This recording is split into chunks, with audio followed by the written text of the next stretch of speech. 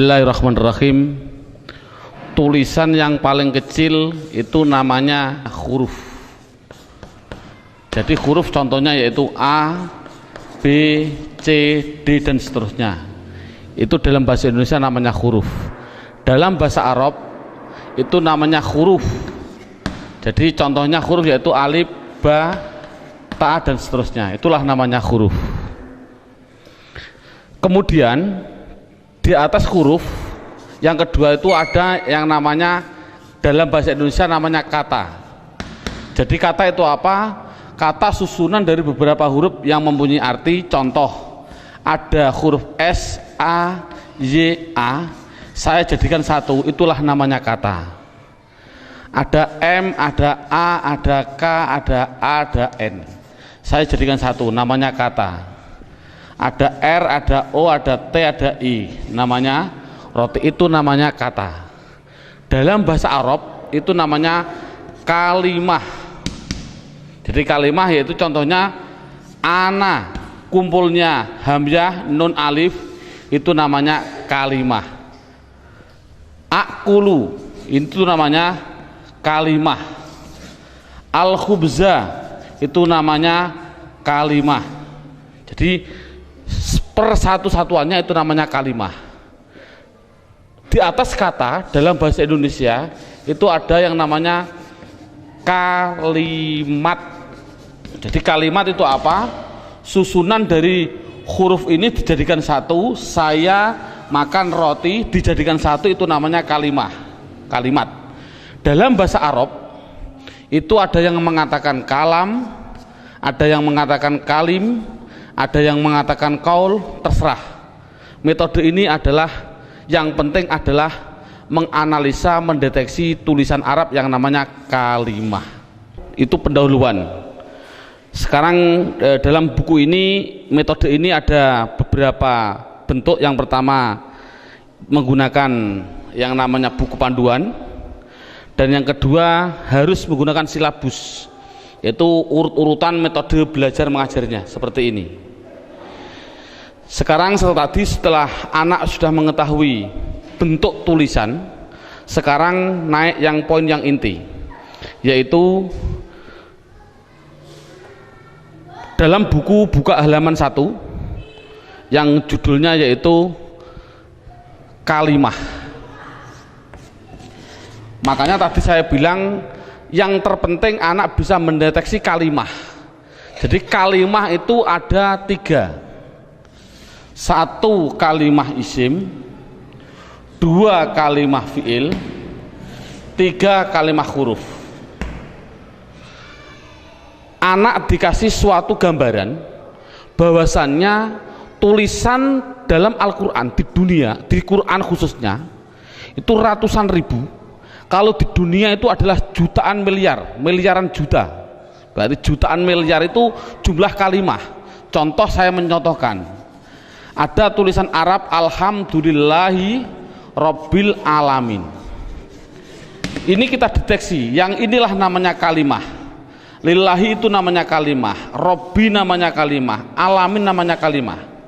Padahal tulisan Arab apapun yang namanya kalimah pasti kalau tidak isim fi'il huruf. Jumlah kalimah miliaran triliun pasti hanya ada 3. Kalau contohnya alhamdulillah harus dijawab oleh anak kalau tidak isim fi'il huruf. Lillahi kalau tidak isim fi'il huruf. Robbi kalau tidak isim fi'il huruf.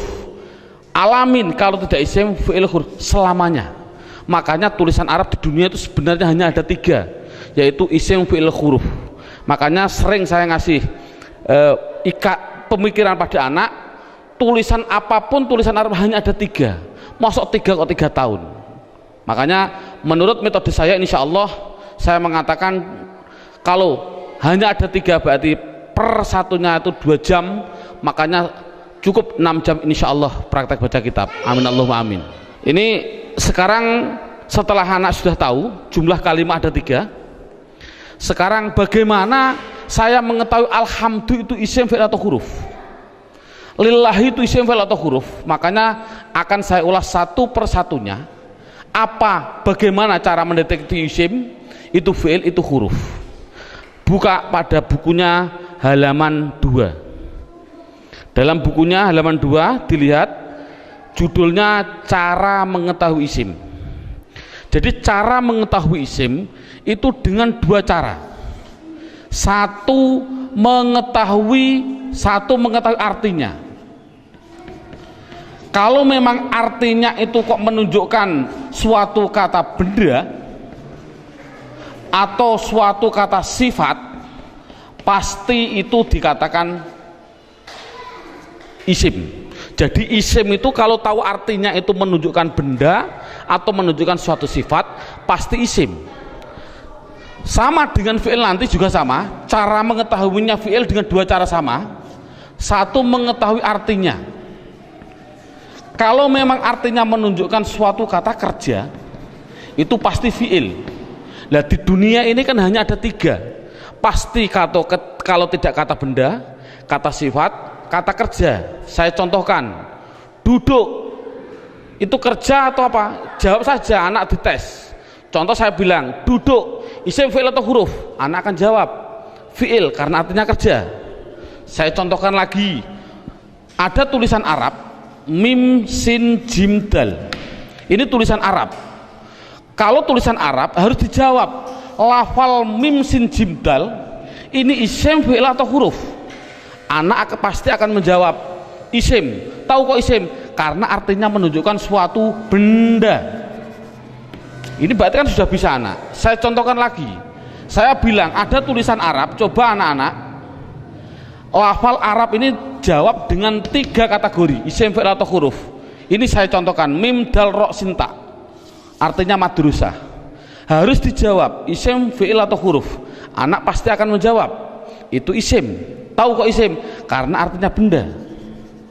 Oh 100. Jadi kalau ada apapun artinya benda atau sifat, contohnya Allahu Akbar, saya menerjemah Akbar itu artinya agung atau mulia.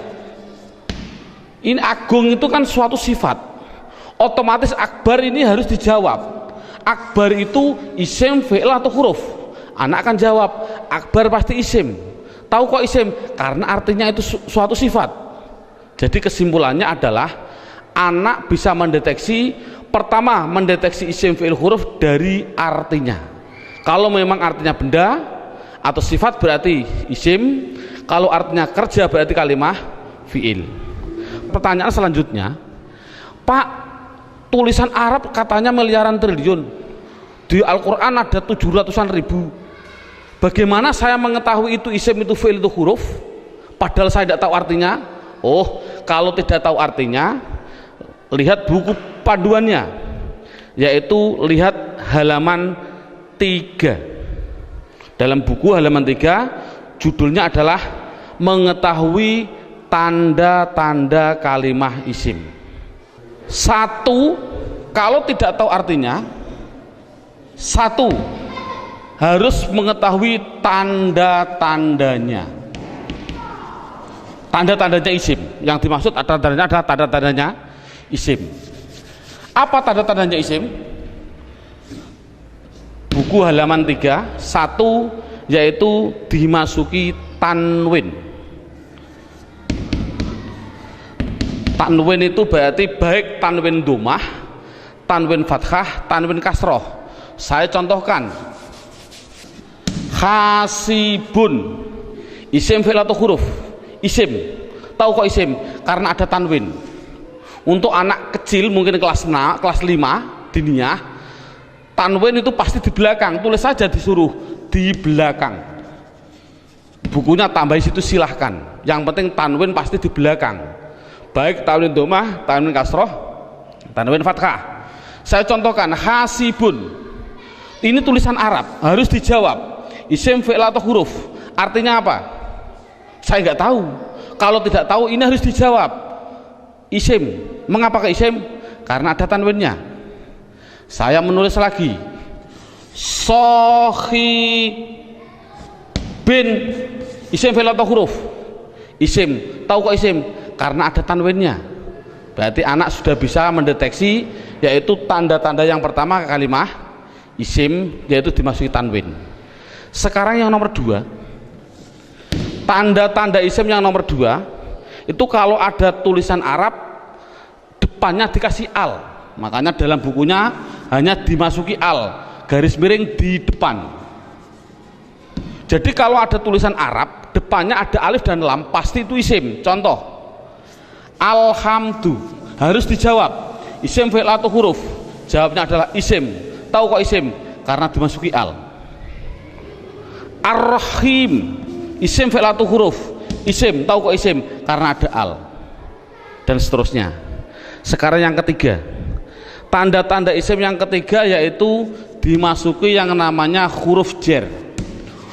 Huruf jar itu apa sih? Huruf jar itu adalah tertentu, lafalnya tertentu, yaitu ada tulisan itu berupa apa? Min, ila, an, ala, dan seterusnya. Di dalam buku sudah ada. Min artinya dari, ila artinya ke, an artinya dari, ala artinya di atas, dan seterusnya. Jadi kalau ada tulisan Arab dimasuki min, yang mana huruf jar itu pasti tempatnya di depan suatu kalimah, mesti itu adalah kalimah isim. Contoh, saya mencontohkan ada tulisan Arab, zahaba zaidun ila suq, zahaba zaidun ila suq. Anak saya tes satu persatu dulu. Zaidun isim fi'il atau huruf? Isim. Tahu kok isim? Karena ada tanwinnya. Suq isim fi'il atau huruf? Isim. Tahu kok isim? Karena dimasuki huruf jar yang namanya ila. Artinya apa saya suq? Tidak tahu, tidak penting. Ini kan tidak penting. Yang penting itu bisa mendeteksi itu pasti kalimah isim.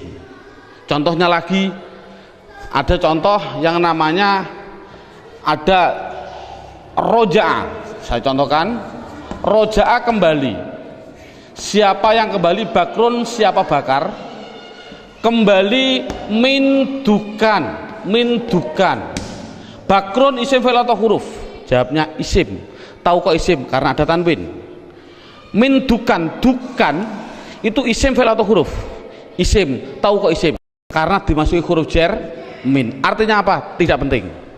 Jadi makanya itu adalah tanda-tanda kalimah isim. Yang ketiga, yang keempat, tanda-tanda isim yang keempat di situ saya tulis. Saya hapus dulu. Tanda-tanda isim yang keempat yaitu dimasuki namanya huruf kosam. Kosam itu artinya sumpah. Kosam artinya sumpah. Di sini huruf kosam hanya ada 3, wawu, ba, ta. Untuk anak pemula jangan dicontohkan selain lafal Allah, jangan. Untuk pemula jangan. Contoh wal asri.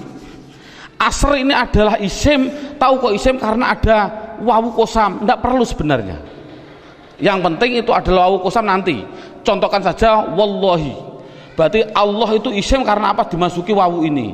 Itu aja masih bingung untuk anak didik. Jadi kesimpulannya kosam tidak begitu penting. Yang penting yang terakhir ini, tanda-tanda isim yang terakhir yang kelima, yaitu dimasuki yang namanya mamimu. Contohkan, ini contoh mamimu di sini dalam buku panduan. Di situ lihat halaman 65. Halaman 65 dalam bukunya dibuka.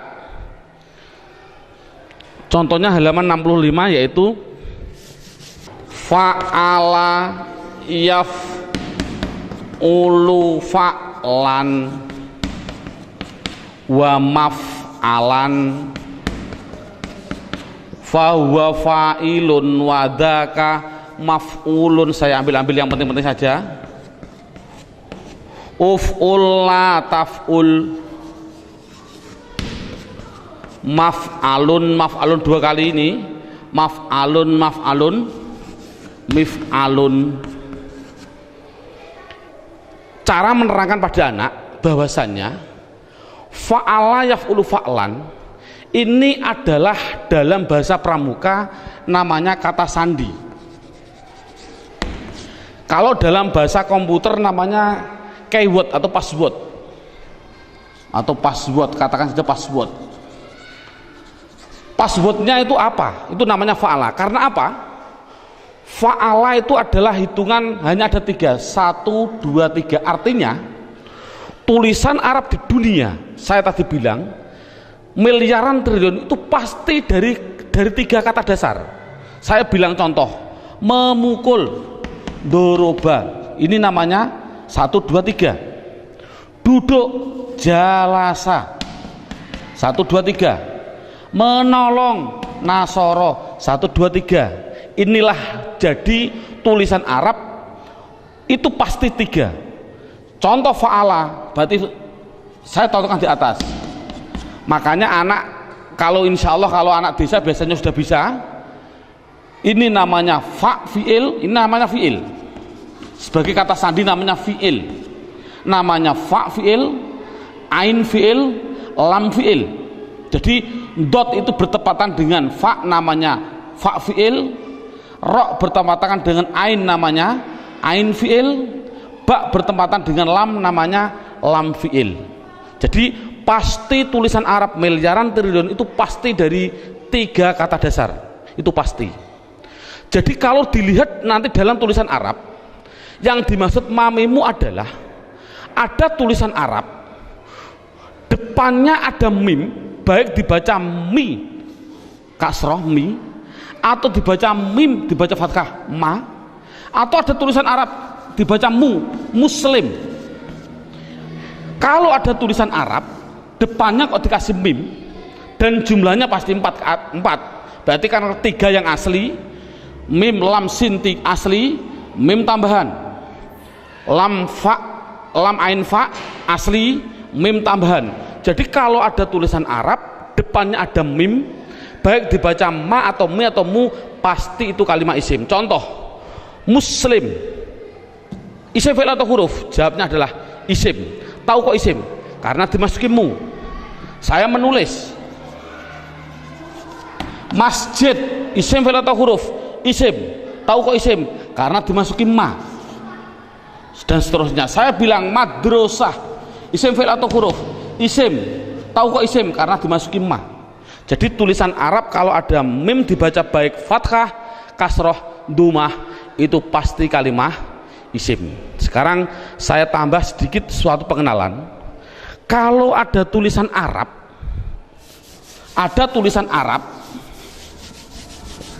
depannya saya kasih mi, contohnya mi dalam halaman 65, itu pasti menunjukkan suatu alat, pasti.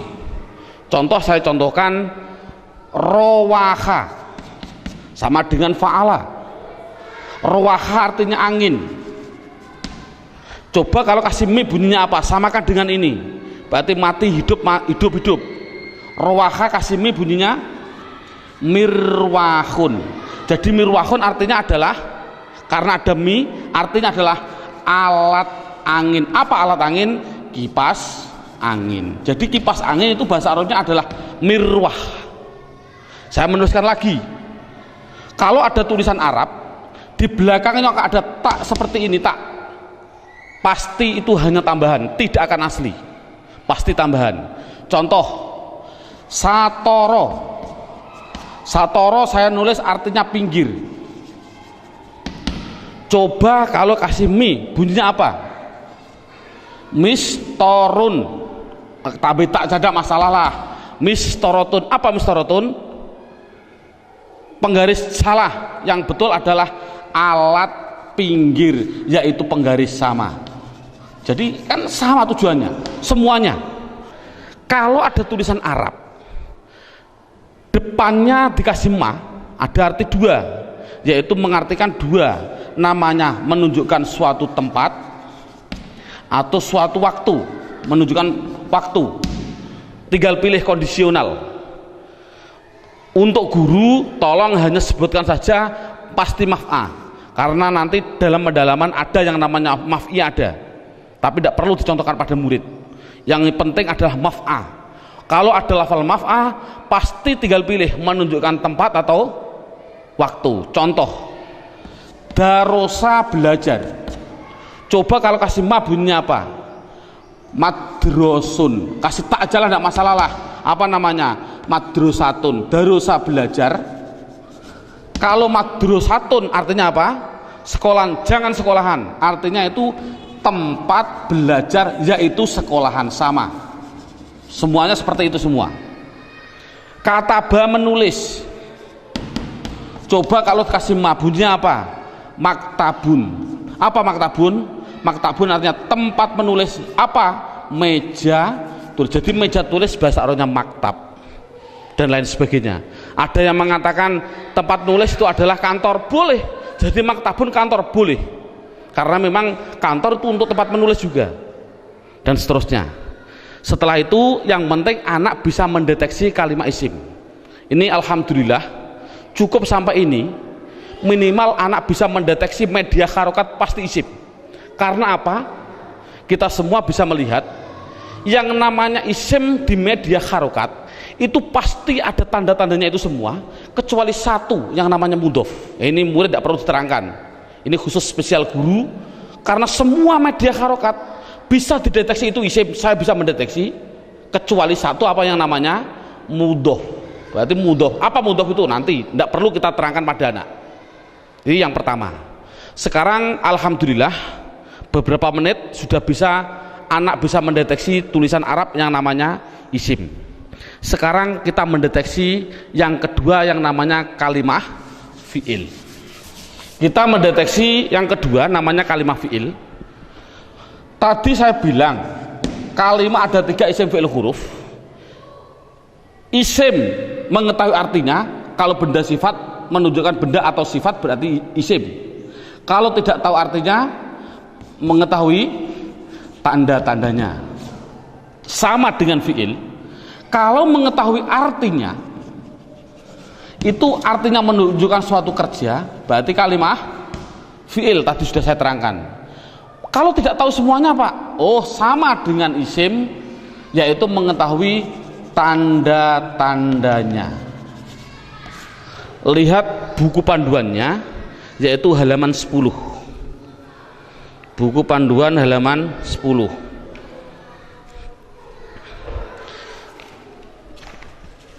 Tanda-tanda kalimah isim.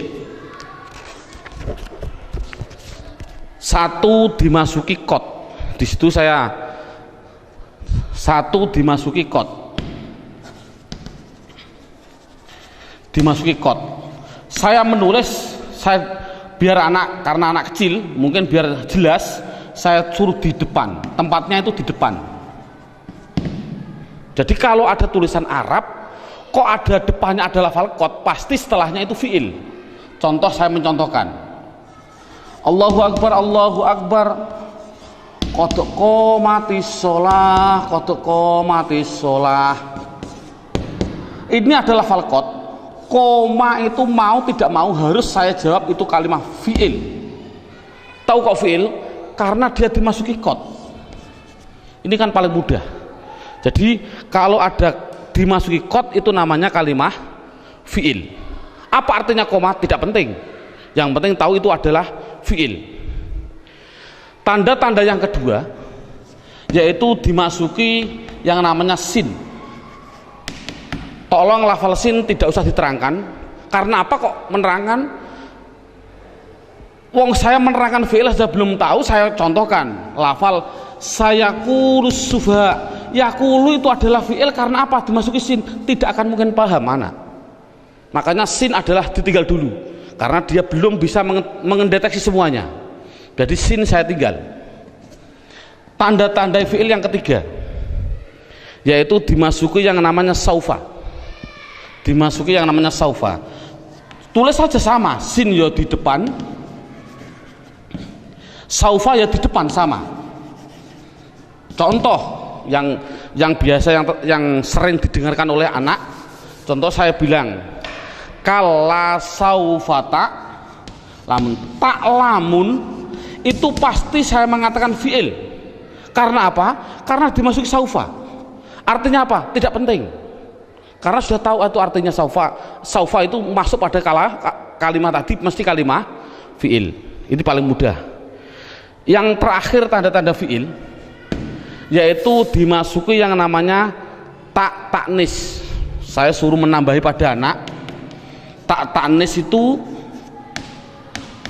saya bilang, saya tulis di belakang, tempatnya itu di belakang, dan berupa tak seperti ini yang mati. Orang Jawa bilang tak perahu lah. Jadi tak perahu. Nek ono tak perahu seperti itu pasti itu namanya kalimah fiil. Contohnya ini. Qad qomat as-shalah, aslinya itu adalah koma, itu fiil dengan dua tanda-tanda. Satu dimasuki qad, dua dimasuki ini tak, ini di belakang masuk pada kalimat ini. Jadi ada dua tanda-tanda. Coba sholat, isim fi'il atau huruf? Isim. Tahu kok isim? Karena ada al. Oh mudah.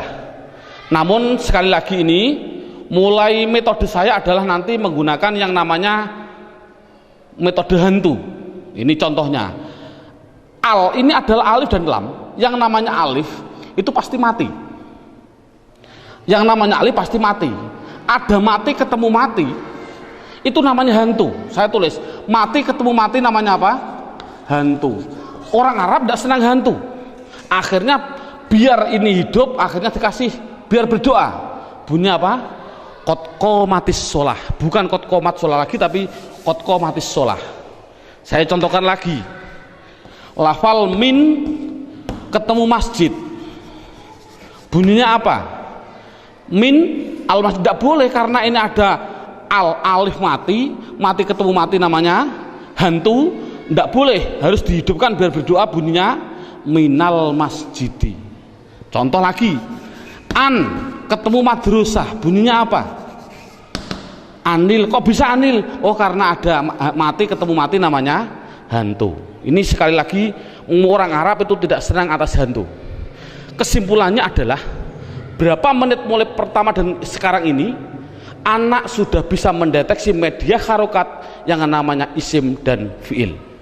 Alhamdulillah dengan beberapa menit anak sudah bisa mendeteksi namanya media harokat isim atau fiil.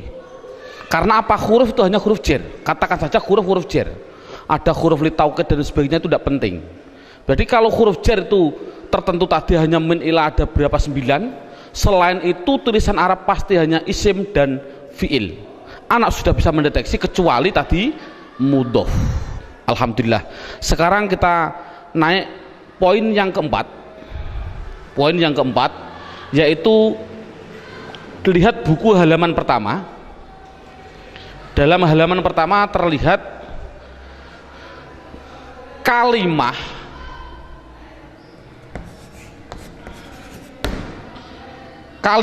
isim, fiil, huruf. Ini ada gambar kalimah pasti butuh kepada yang namanya, ini garis horizontal namanya perlu. Dalam bahasa Indonesia namanya perlu, bahasa Indonesianya orang Jawa namanya butuh. Butuh itu kemarin saya dari Sumatera, butuh itu artinya sama seperti di orang Kalimantan dakar. Naudzubillah, mohon maaf sekali bahasa kasar perlu. Berarti kalimah itu pasti memerlukan yang namanya i'rab. Halaman pertama dilihat i'rab itu ada 4. Satu namanya i'rab rofa, 2 namanya i'rab nasab, 3 namanya i'rab jar, yang keempat yaitu namanya i'rab jazm. Jadi kalimah itu pasti memerlukan yang namanya i'rab. Padahal i'rab ada 4, rofa, nasab, jar, jazm. Dan perlu diketahui kalimah isim itu butuhnya hanya butuh 3, bukan 4. Fi'il butuhnya yaitu 3, bukan 4. Huruf, sementara huruf tidak butuh. Jadi yang butuh i'rab itu yaitu khusus yang namanya kalimah isim dan kalimah fi'il. Apa i'rab itu nanti saya terangkan. Yang penting isim itu butuh 3. Apa namanya? Dan perlu ditulis dulu. Anak harus digarisbawahi. Rofa pasti domah, dibilang pasti. Karena pengalaman saya pada waktu kecil, Pak Guru menerangkan rofa yaitu domah, wawu, alif, nun. Itu saya juga bingung.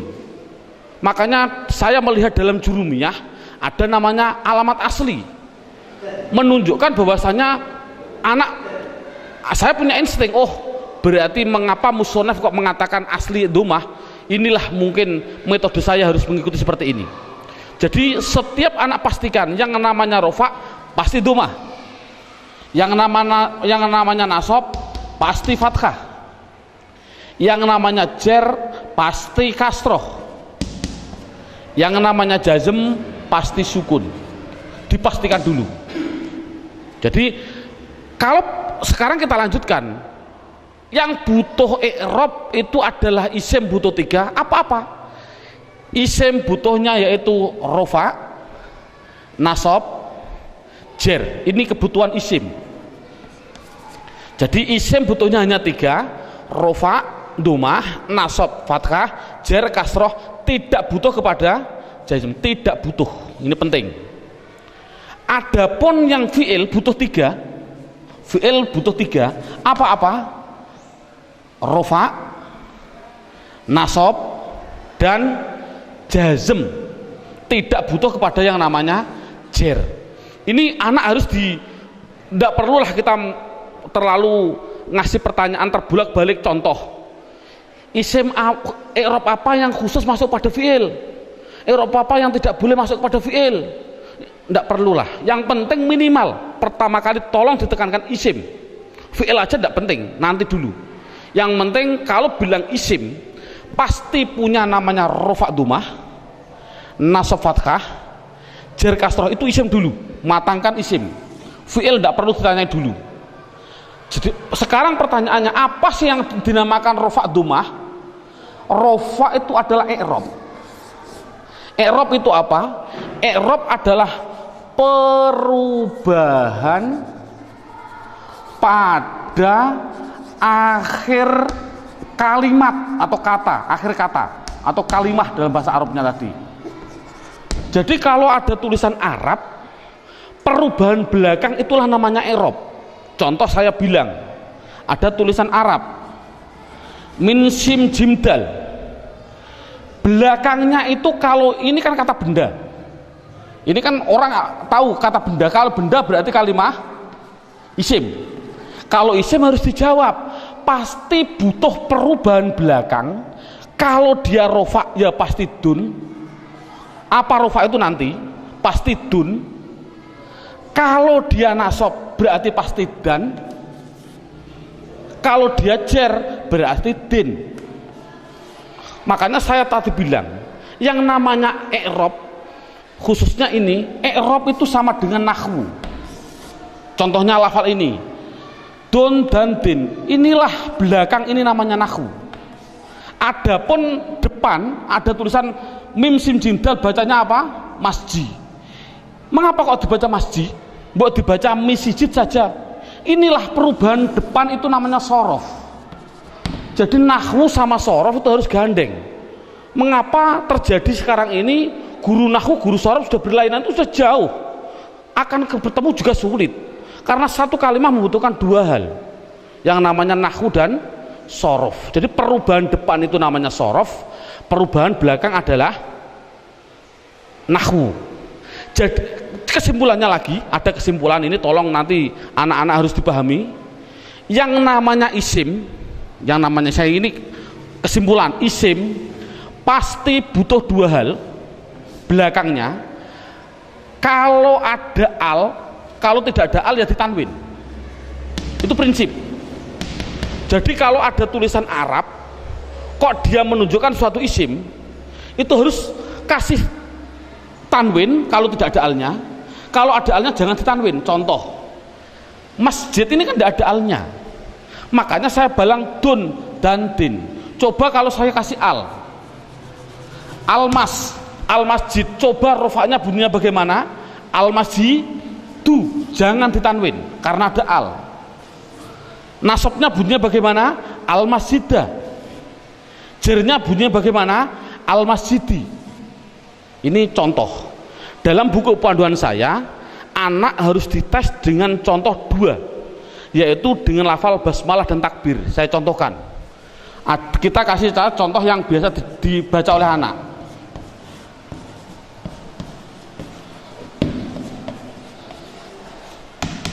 Dideteksi dulu isim fi'ilnya. Coba rohim, lafal belakang ini isim fi'il atau huruf? Isim, tahu kok isim? Ada al. Rohman, isim fi'il atau huruf?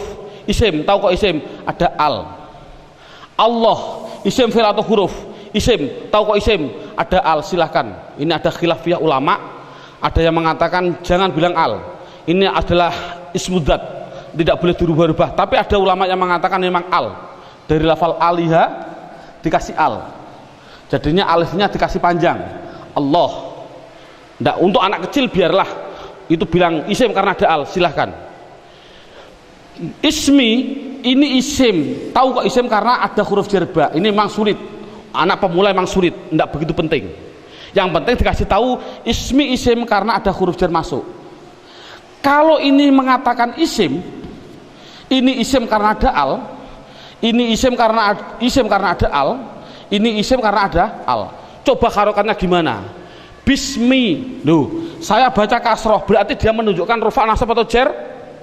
Jer, karena kasroh. Oh 100. Bismillahi, saya kasri hi, berarti di kasroh, isim ada kasroh. Oh masuk karena dia jer berarti. Mengapa kok jer? Oh nanti, belum waktunya. Bismillahirrohmani, mengapa saya bilang nih? Rufa nasab atau jer? Jer. Oh 100. Teruskan Bismillahirrahmanirrahim, pasti anak jawab khim. Jawab saja mustahil, karena sukun itu miliknya fi'il. Ini kan sukun. Sukun itu adalah miliknya kalimah. Sukun itu miliknya kalimah fi'il. Padahal ini isim, berarti ini milik isim, tidak boleh. Jadi salah ada tulisan Arab Bismillahirrahmanirrahim, mimnya kok disukun, salah. Mestinya itu kalau dia isim, kalau tidak rohimu ya rohimah ya rohimi, pasti itu. Oh kebetulan di dalam Al-Quran tulisannya adalah mi, ya berarti jer. Dari mana kok jer? Yang penting dia kasroh, itu jer. Mengapa kok dibaca jer? Oh nanti belum masanya. Yang penting dia bisa mendeteksi itu isim, rofa nasab atau jer. Ini kan anak sudah lumayan. Dengan berarti gambaran rohim ini adalah menggambarkan anak biar tahu, oh isim tidak boleh ditanwin. Loh kok disukun pak? Oh tidak boleh tanwin, maaf, disukun. Mengapa sukun pak? Karena wakof. Saya contohkan lagi 2 contoh. Lafal Allahu Akbar. Allahu Akbar, orang bilang akbar disukun. Saya jawab salah. Mengapa salah? Tadi saya bilang akbar itu adalah sifat. Yang namanya sifat itu pasti isim. Yang namanya isim tidak mungkin dia disukun. Di dalam tulisannya kalau begini. Karena apa? Sifat isim tidak boleh sukun. Karena sukun itu miliknya fi'il. Kalau isim itu pasti kalau tidak ru ya roh ya ri. Mengapa tidak ditanwin? Nanti. Yang jelas ini contoh Allahu Akbar. Allah isim, tahu kok isim ada al. Rofa nasab atau jer? Rofa, tahu kok rofa? Karena dumah. Akbar yang betul adalah akbaru. Jadi mengapa kok dibilang bar? Karena wakof.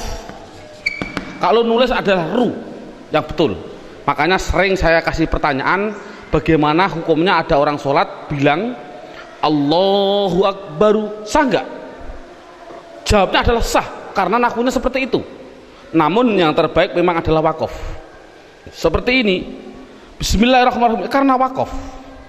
Jadi intinya adalah yang namanya i'rab ada 4 rofa nasab jar jazm. Khusus kita tekankan pada isim. Yang namanya isim belakangnya pasti rofa dumah, nasab fathah, jar kasroh. Itu kesimpulannya. Sekarang silabusnya poin yang kelima, judulnya yaitu pendalaman isim.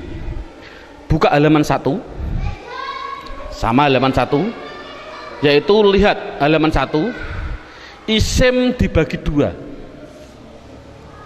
Ada yang namanya isim mabni, ada yang namanya isim mu'rab. Sekali lagi, isim mabni dan isim mu'rab dibagi dulu. Apa yang namanya isim mabni? Dalam buku halaman 2 ada. Mabni itu adalah, mabni itu apa? Mabni adalah harokat belakang, harokat belakang itu tetap. Saya tulis tetap. Itulah namanya mabni. Jadi mabni itu apa? Mabni harokat belakang tetap. Mu'rab itu apa? Mu'rab yaitu harokat belakang berubah-ubah. Harokat belakang berubah-ubah. Jadi itu kesimpulannya. Jadi isim harus dibagi 2, isim mabni dan isim mu'rab. Isim mabni belakangnya tetap, isim mu'rab belakangnya berubah-ubah. Isim mabni sekarang diperinci satu persatu. Dalam silabus ada isim mabni, yaitu satu namanya isim domir. Saya tulis satu namanya isim domir. Tolong dalam hal ini anak tidak usah diperdalami. Yang namanya pada waktu pengalaman saya dulu kecil, Pak Guru bilang domir itu ada 2, seperti contoh seperti ini. Domir ada 2, domir baris dan domir mustatir. Baris muttasil ada 2, baris munfasil ada 2, muttasil ada 4, dan domir mustatir ada yang jawas dan ada yang wujub. Ini enggak, dulu saya suruh menghafalkan ini domir saja, itu mungkin 1 bulan. Lah menurut saya kita ambil yang pokok dulu. Dengan metode ini adalah metode saya bilang domir yang berupa domir baris munfasil rufa, yaitu pendalamannya dalam buku. Lihat halaman buku yaitu dilihat halaman 4. Halaman 4 dilihat judulnya isim domir. Di situ saya tulis yaitu lafal huwa, huma, hum, ya, huma, hunna, anta, antuma, antum, anti, antuma, antunna. Yang terakhir ana, nahnu. Jadi jumlahnya 14. 1, 2, 3, 6, 9, 12, 14, 13, 14. Jadi jumlahnya saya bilang isim domir adalah jumlahnya 14. Contohnya huwa, hum. Yang namanya domir itu adalah kata ganti. Dalam buku huwa itu kata ganti dari siapa? Kata ganti dari dia. Dia siapa? Dia laki-laki 1. Ini yang namanya goib. Jadi kesimpulannya huma kata ganti dari siapa? Dia laki-laki 2 yang goib. Hum kata ganti dari apa? Mereka atau mereka. Siapa mereka? Laki-laki 3 ke atas yang goib. Jadi kesimpulannya ini adalah namanya laki-laki. Ini berarti 1, 2, 3 ke atas ini perempuan. Tapi ini adalah semuanya adalah goib. Sekali lagi ini adalah goib. Berarti dia perempuan 1 goibah atau goib. Goibah. Huma 2 perempuan goibah. Huna 3 ke atas perempuan goibah. Jadi inti kesimpulannya adalah 3 ini laki-laki, Tiga ini perempuan yang semuanya adalah katakan goib. Anta, kata ganti siapa? Dari kamu. Kamu siapa? Kamu laki-laki satu yang hadir. Saya simpulkan, intinya ini adalah laki-laki yang anti antuma antuna, saya simpulkan perempuan, namun dua-duanya ini namanya hadir. Namanya hadir. Ana artinya saya, nahnu artinya kita. Penjelasannya, mengapa dhamir dikatakan mabni? Ini anak dijelaskan dengan dua pendekatan. Contoh lafal huwa. Huwa itu kata ganti siapa? Dari dia. Dia satu, orang laki-laki satu, orang Inggris. Kata gantinya juga dia. Tetap inilah akhirnya wa. Selamanya akhirnya dibaca wa. Makanya dikatakan mabni adalah belakangnya tetap, yaitu tetap dibaca fathah. Dia orang Amerika, ya sama tetap wa. Orang Indonesia, ya tetap wa. Jangan mentang-mentang orang Indonesianya orang pendek-pendek terus dibilang wi. Kalau orang Arab orangnya tinggi-tinggi wu, enggak boleh. Kesimpulannya adalah selamanya pasti akhirnya tetap berupa yang namanya wa. Itu pendekatan secara logika. Pendekatan secara nahwiyah walaupun salah, karena walaupun salah, contoh huwa dia dibaca rofa ya tetap huwa. Dia karena isim kan dibaca nasab ya tetap huwa. Dibaca jar ya tetap huwa. Sekali lagi untuk seorang guru, cara menerangkan seperti ini walaupun salah, kan tidak mungkin huwa itu adalah dhamir rofa, kok bisa nasab. Itu contoh seorang guru, ini penting untuk seorang guru. Ngong, ini permasalahannya, pengalaman saya keliling, pertanyaan saya itu rata-rata di dalam hal goib dan hadir. Saya bilang, apa sih artinya goib dan apa sih artinya hadir? Rata-rata orang mikir goib adalah tidak ada orangnya, hadir adalah ada orangnya, padahal salah.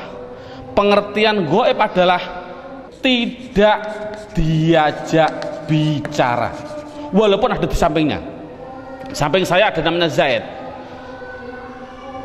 Ada orang tanya, Pak Zaid mau ke Semarang kok, bilang pada saya, padahal di samping saya ada Zaid. Ini namanya hadir atau goib? Goib, karena orangnya bicara sama saya, bukan pada Zaid. Jadi kata gantinya pada Zaid adalah wa. Ini menunjukkan artinya goib, yaitu jangan diartikan tidak ada orangnya, diartikan apa? Tidak diajak bicara. Kalau hadir ya berarti diajak bicara. Itu kesimpulannya adalah mabni harokat belakangnya tetap selamanya. Contoh mereka selamanya mesti hum, disukun selamanya. Jadi saya tulis di situ pertama isim domir mabni jumlahnya adalah 14. Buka seterusnya bukunya halaman 5. Yang kedua, mabni yang kedua yaitu yang namanya di situ saya tulis isim isyarah. Isim isyarah tidak perlu kita terlalu banyak mencontohkan.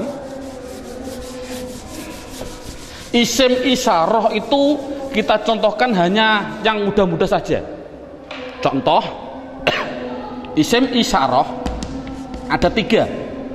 Ada yang namanya qorib, ada yang namanya wasit, ada yang namanya ba'id. Qorib artinya dekat, wasit artinya sedang, ba'id artinya jauh. Contoh, orang bilang isyarat menunjukkan qorib iki, orang Jawa bilang iki, kalau sedang iku, kalau jauh kai, itu orang Jawa bilang. Tapi kalau orang Sunda iya, eta, itu ya salah, itu milik orang Indonesia, bukan bukan orang Sunda sebenarnya, tapi orang Sunda tidak punya jauh, sama dengan kita. Ini tidak, masalahnya adalah contoh korib. Kalau laki-laki hadza, kalau perempuan hadhihi, dengan dua contoh saja ini. Contoh lafal hadza, siapa ini selamanya dibaca dza, akhirnya dza, walaupun yang ditanyakan seorang kiai, seorang gubernur, seorang presiden, tetap siapa ini, man hadza, selamanya dibaca dza belakangnya, jangan berupa dzi atau du. Makanya itulah namanya mabni. Saya tidak usah menerangkan wasit, bait sudah ada. Yang jelas contohnya yaitu dalam buku panduannya sudah saya tunjukkan, yaitu isim isyarah ada 3, hadza hadhihi. Kalau sedang yaitu lafal daka dan dalika, daka dan dalika, daka dan tilka. Saya contohkan daka dan tilka. Kalau jauh saya contohkan hanya 2, dalika dan ulaika. Jadi jumlahnya yaitu ada berapa? Dalika, ulaika. Jumlahnya berapa? 1, 2, 3, 4, 5, 6. Saya katakan isim isyarah jumlahnya adalah hanya 6. Walaupun nanti pendalamannya banyak. Seorang guru tolong hanya seperti itu dulu. Terusnya mabni yang ketiga yaitu yang namanya isim mausul. Buka dalam bukunya halaman yang ke isim mausul, kata sambung. Datanglah Zaid yang mana ja'a Zaidun alladhi. Ini isim mausul itu hanya tertentu, lafalnya tertentu. Sudah dalam bukunya ada, yaitu lafal alladhi, alladina, alladhi, alladhi, alladani, alladina. Contoh saya tidak usah nulis, mohon dilihat contoh ini isim mausul tertentu. Alladhi, alladani, alladina, allati, allatani, allati. Cukup sebutkan hanya 6 saja, yaitu biar anak hanya tahu isim mausul jumlahnya hanya ada 6. Mabni yang keempat, mabni yang keempat yaitu yang namanya isim istifham. Istifham, istifham itu pertanyaan. Di situ saya menulis, tidak usah saya tulis biar waktunya lebih singkat. Yang penting guru bisa menerangkan. Yaitu di situ saya tulis hanya man, mundu, madza, mata, ayana, aina, kaifa, anna, kam, dan ayu. Jumlahnya saya tulis itu hanya 10. Jadi istifham hanya ada 10. Yang keempat, yang ke mabni yang kelima, yaitu namanya isim syarat. Syarat itu apabila, jikalau, andai kata, itu namanya syarat. Saya tulis dalam bukunya biar lebih singkat.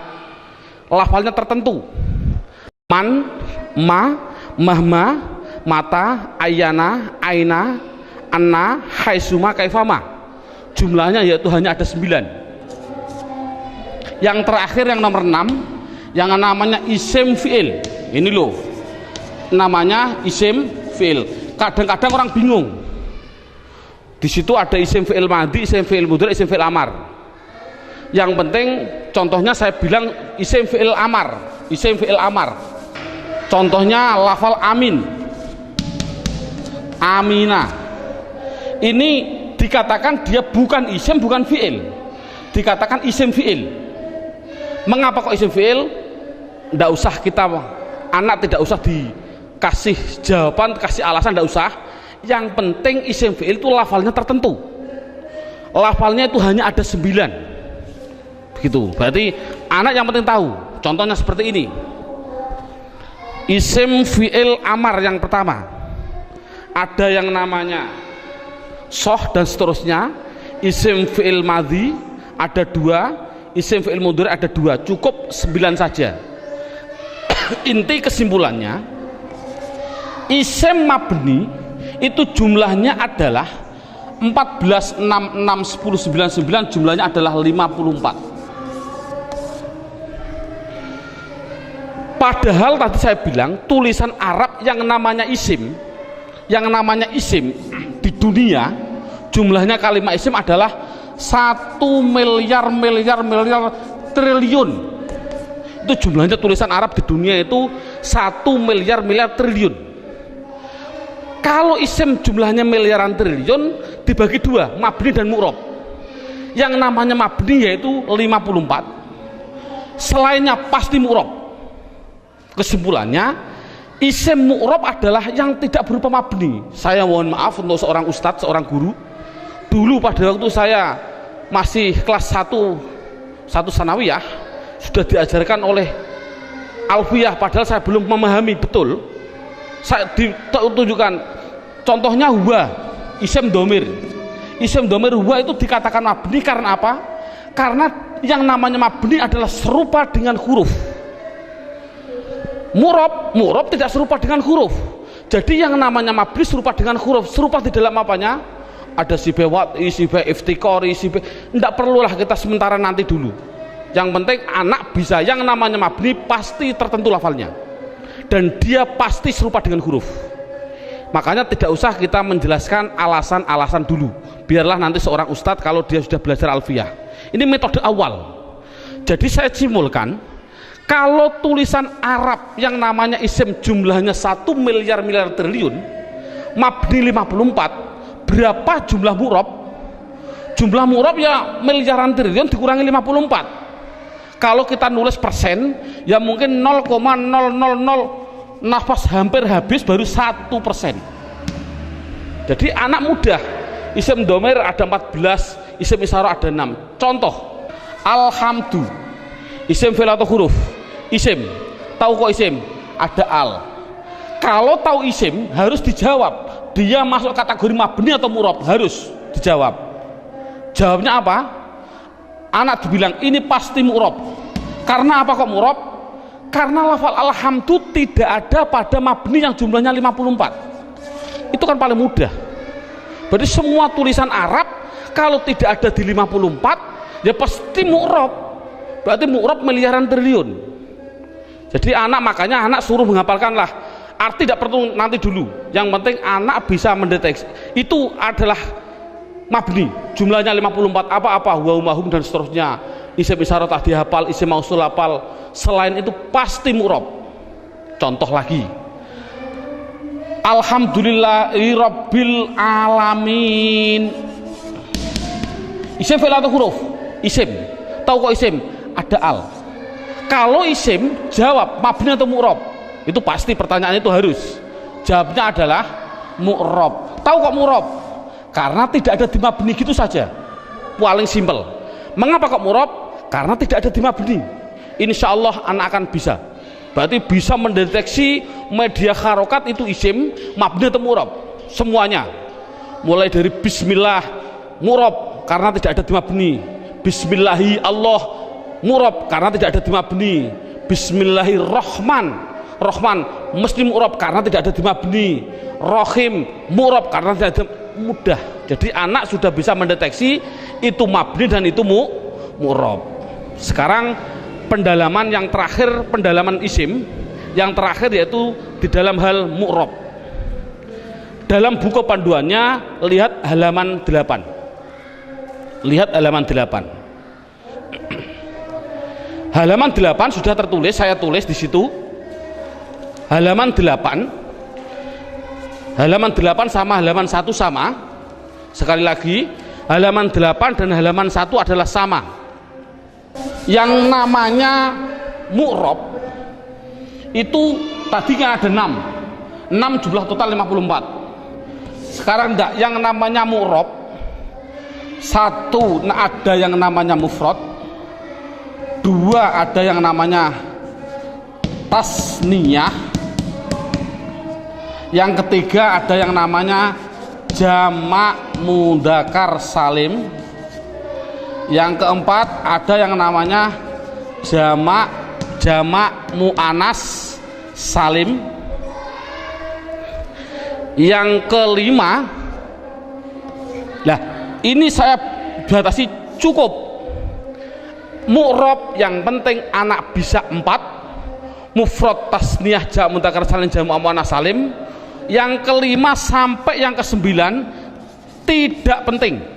Sekali lagi metode ini adalah tidak penting. Karena apa?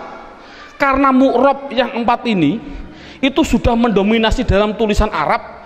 80% dari tulisan Arab itu pasti terjadi dari 4. Makanya anak harus ditekankan di dalam 4 tadi.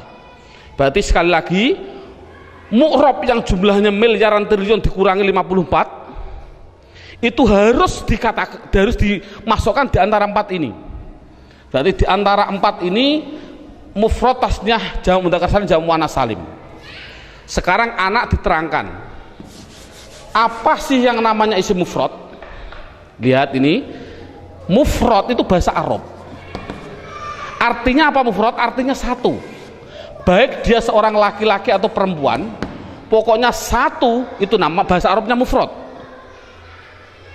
Tasniyah itu bahasa Arab. Apa sih artinya tasniyah? Tasniyah itu artinya 2, baik dia seorang laki-laki atau perempuan. Yang ketiga namanya jamak mudzakkar salim. Jamak itu artinya banyak, banyak itu artinya 3 ke atas, 3 plus. Mudzakkar artinya laki-laki, salim artinya selamat, berarti laki-laki yang selamat. Ngono selamat cara jani. Yang keempat, jamak muannats salim. Jamak artinya 3 ke atas, muannats artinya perempuan, salim selamat. Jadi sementara anak dites dengan bahasa Jawa atau bahasa Indonesia, disuruh mengarabkan. Contoh saya bilang, coba saya bilang 2 buku itu mufrad atau tasniyah atau jamak mudzakkar salim atau jamak muannats salim? Jawab tasniyah. Tahu kok tasniyah? Karena artinya 2. Saya bilang 5 bakar, mufrad, tasniyah atau jamak mudzakkar atau jamak muannats? Jawab jamak mudzakkar salim. Karena apa? Artinya 5, 3 ke atas, zaid adalah, bakar adalah laki-laki. Jadi anak sudah bisa dites dengan bahasa Jawa, disuruh membahasa Arabkan. Contoh sekali lagi, 2 zaid tasniyah, 5 bakar jamak mudzakkar salim, 10 hindun itu perempuan, jamak muannats salim. Bakar 1 artinya mufrad, Zainab 1 artinya mufrad bahasa Arabnya. Nah, kalau ada tulisan Arab kok tidak berupa mabni yang jumlahnya 54, pasti harus dimasukkan mu'rob. Kalau mu'rob harus dimasukkan di antara 4 ini, harus apa mufrad, apa tasniyah, apa jamak mudzakkar salim, apa jamak muannats salim, pasti harus masuk semua tulisan mu'rob. Contoh, nah ini bagaimana saya mengetahui Pak tulisan Arab itu mufrad, tasniyah, jamak mudzakkar salim, jamak muannats salim? Lihat bukunya halaman 8. Kalau ada tulisan Arab,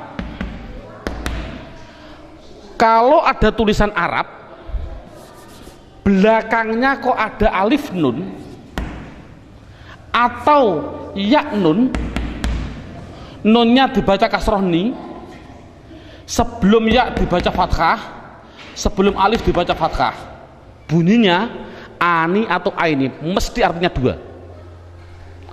Kalau ada tulisan Arab belakangnya kok berupa wawun nun atau ya nun, nunnya tapi dibaca na, baca fathah na, sebelum ya dibaca kasroh, sebelum wawu dibaca dhammah. Kalau orang Jawa bilang una, ini berarti mati nih, atau ina tadi aini, mesti artinya 3 ke atas laki-laki. Kalau ada tulisan Arab belakangnya berupa alif dan ta, taknya tak perahu, sebelum alif dibaca fathah, taknya hanya 2, kalau tidak ton ya tin, itu pasti dikatakan jamak muannats salim.